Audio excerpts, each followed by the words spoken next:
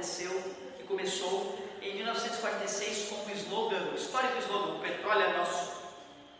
Ao longo desses 60 anos, a Petrobras superou vários desafios e desenvolveu novas tecnologias relacionadas à extração de petróleo, assim como produtos de altíssima qualidade, desde óleos lubrificantes até gasolina para a Fórmula 1. Em 1973, a crise do petróleo obrigou a Petrobras a tomar algumas medidas econômicas, entre elas investir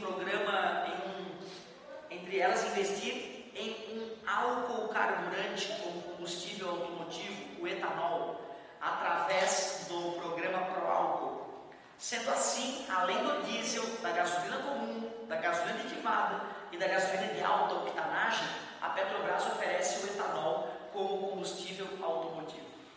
Os automóveis atuais no Brasil são praticamente todos flex, ou seja, funcionam tanto com gasolina quanto com etanol. Claro que o desempenho do automóvel muda dependendo do combustível utilizado. A tabela abaixo apresenta as principais propriedades da gasolina e do etanol e explica em parte a diferença de desempenho entre os combustíveis.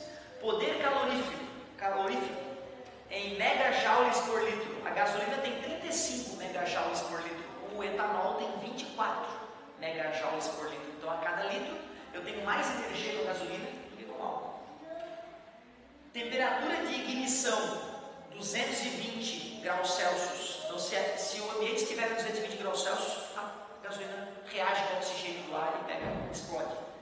O etanol 420 graus Celsius. O etanol entrar em combustão, ele tem que estar com o ambiente a 420 graus Celsius. Explica por que é mais difícil o motor a álcool pegar em dias frios, né? Ou era, né? Agora a gente já resolveu sem querer. Razão estequiométrica, ar combustível. Para a gasolina, eu preciso de 14,5, a relação entre ar e combustível. E para o etanol, é 9 partes de ar para uma parte de combustível. Então, o etanol exige menos ar para reagir do que a gasolina. Esses foram dados numa tabela. Independentemente do projeto do motor 4 tempos, alguns parâmetros são iguais. Por exemplo, a temperatura média da câmara de combustão é de 280 graus Celsius, fonte quente, colocou entre parênteses.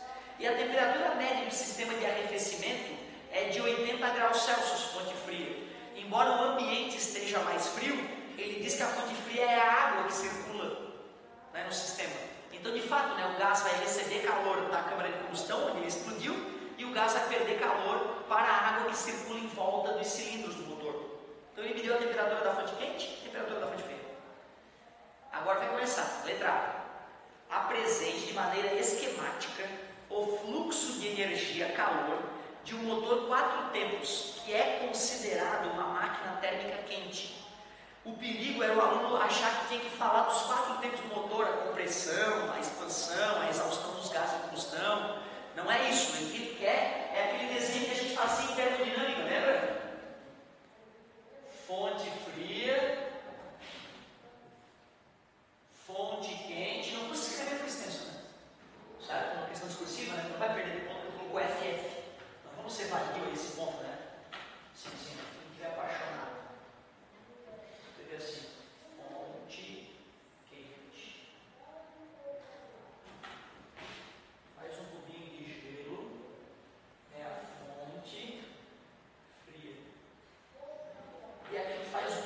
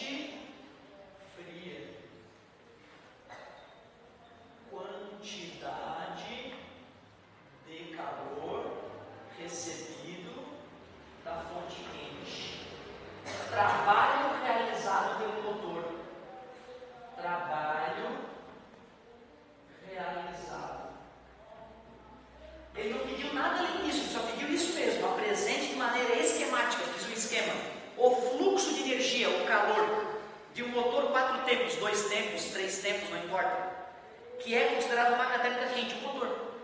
O calor vem da fonte quente, faz o gás realizar o trabalho e o excesso é rejeitado para a fonte fria. Professor, se eu usar um coração, eles não vão fazer nada, eles não têm direito. Tu pode fazer um esquema que tu bem entender, certo? Vai fazer um desenho provocativo, alguma coisa assim, não faz sentido, né? E ali, paz e amor, não tem por que isso esse cara. Show de bola, né? O cara, além dessa questão, ele pode achar que é uma coisa muito além disso, né? Tu vê só aquelas setinhas bobas para onde o calor está fluindo. Isso aqui eu comecei mal aqui, né? Eu resolvi melhorar um pouquinho. A letra A morreu. Letra B. Considere o motor 4 tempos como ideal. Com base nos dados do enunciado, determine qual seria o seu rendimento, apresentando todos os cálculos. Essa ele foi legal, cara. Essa ele colocou o formulário embaixo da questão. Na questão anterior não tinha formulário, cara. Tem que lembrar que intensidade é potência sobre área. Essa não, estão ali as formas do rendimento. Se esse motor fosse ideal, ele teria o rendimento do ciclo de Carnot, lembra? E como é que é o rendimento do ciclo de Carnot? Basta lembrar a temperatura da fonte fria e a temperatura da fonte quente. Só que é em Kelvin, não vem com Celsius para cima de mim, meu querido. 280 graus Celsius, nós vamos somar 273, vai dar 3, 15 vai 1, 553 Kelvin é a temperatura da fonte quente. A fonte fria ele falou que estava 80. 80 mais 273, 3, 5 vai 1, 3. 353. Rendimento é igual. Tu vê, né? Se eu fizer essa divisão e der muitas casas após a vírgula, eu vou perder informação aqui na hora de fazer a conta. Eu poderia então fazer assim, ó, para não perder nenhuma casa após a vírgula. Tira o mínimo. Divide pelo de baixo. Multiplica pelo de cima.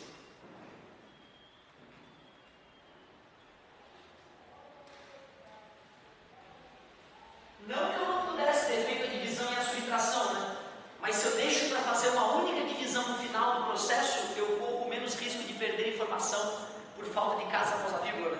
Vou te mostrar o que eu estou querendo dizer. Vamos fazer essa divisão aí. 200 dividido por 553. Não dá. 0,0. 4 história, então é 3. 3 vezes 3, 9. 3 vezes 5, 15 foi 1.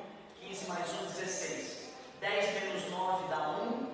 9 menos 5 dá 4, 19 menos 16, 9 menos 6 dá 3. Abaixa o 0. 6 vezes 5, 30.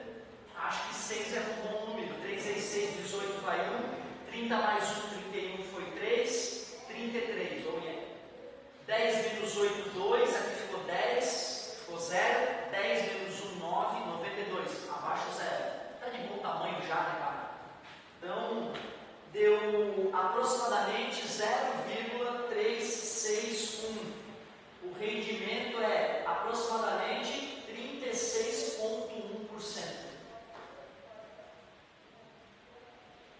Isso é um rendimento do motor, mas tem uma série de outras perdas, né, dentro do carro, né, o atrito, os rolamentos. Por isso que a gente diz que o rendimento de um carro é abaixo de 30% na prática.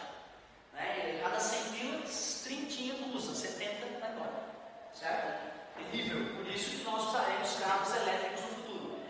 Cheguei a comentar com vocês aquela propaganda, cara, que o Greenpeace fez, alfinetando a Volkswagen.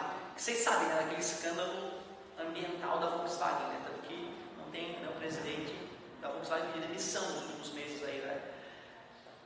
Um dos problemas graves dos carros hoje em dia é a poluição que eles geram. Sabemos que do cano de descarga saem gases cancerígenos, nocivos, gases de efeito estufa, e as selvas de pedra pelo mundo afora estão sofrendo aquecimento, contribuído não só pelas fábricas, mas pelos carros. Principalmente gás de efeito estufa. Então a legislação da Europa está super rigorosa quanto a motores de combustão interna. Os motores mais poluentes são os motores diesel, geralmente. Então tem toda uma nova tecnologia de motores diesel aí que polui pouco.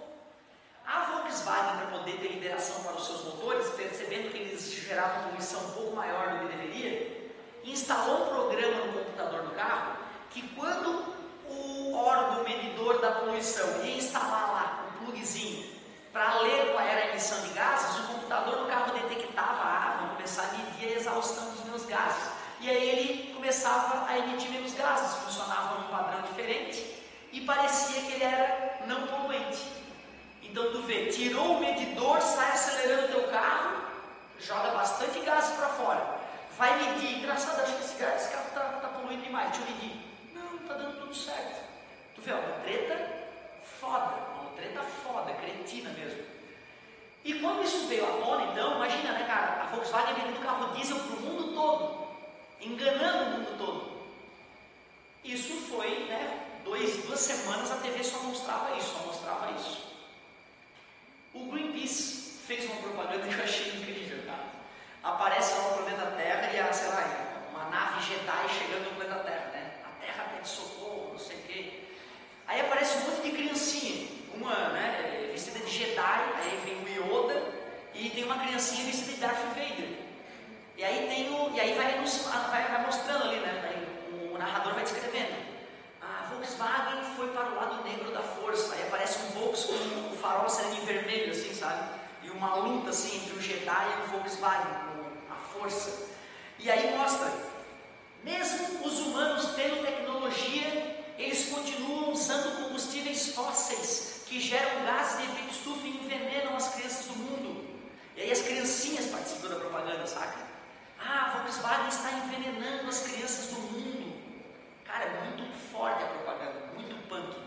Mas o que mais me impressionou foi o fato deles não só espetar a Volkswagen diretamente, a propaganda é para isso, mas falando, a raça humana, apesar de ter tecnologia, continua queimando combustíveis fósseis.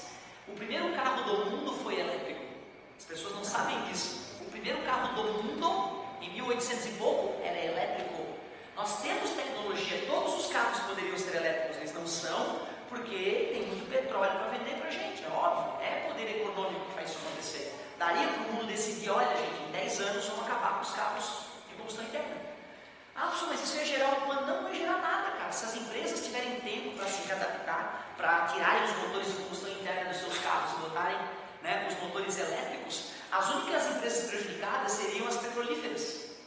Mas tu pode dar chance dessas empresas transferirem suas plantas de petróleo para plantas energeticamente sustentáveis, como usinas receptoras de luz solar, né? Usinas que aproveitem, que reciclem energia. Então é possível, só que economicamente é um desafio terrível, né?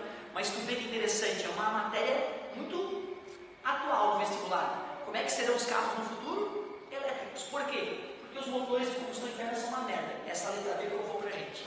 Certo? Um motor elétrico, cara, tu bota 100 reais dele de eletricidade e ele te devolve 90.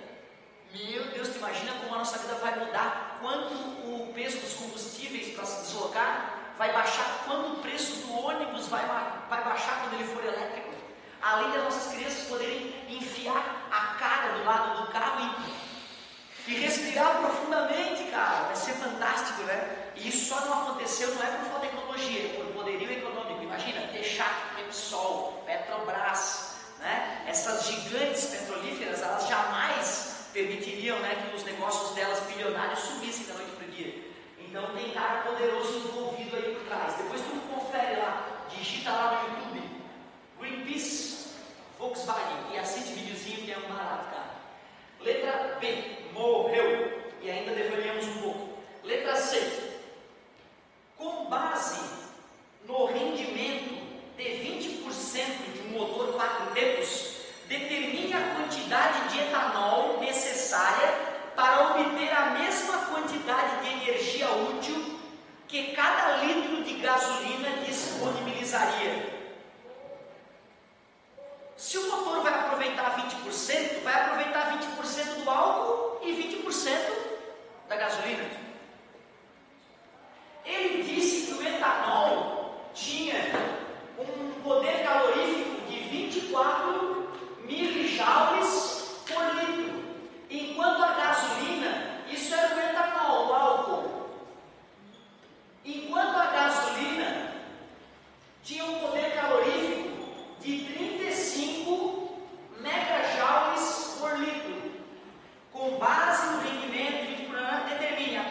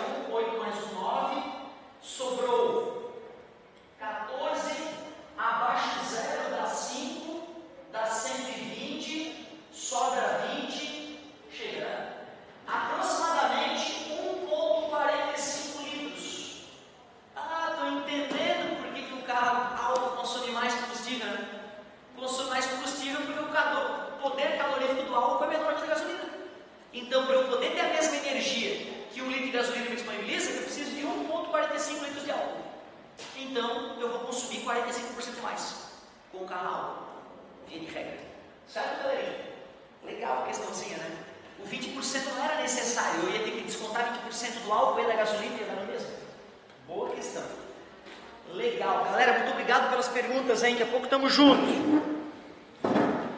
Temos 3 semanas depois de hoje ainda, hein? Tem 9 aulas ainda para me tirar todas as dúvidas do mundo. Aproveitem, tragam as suas dúvidas.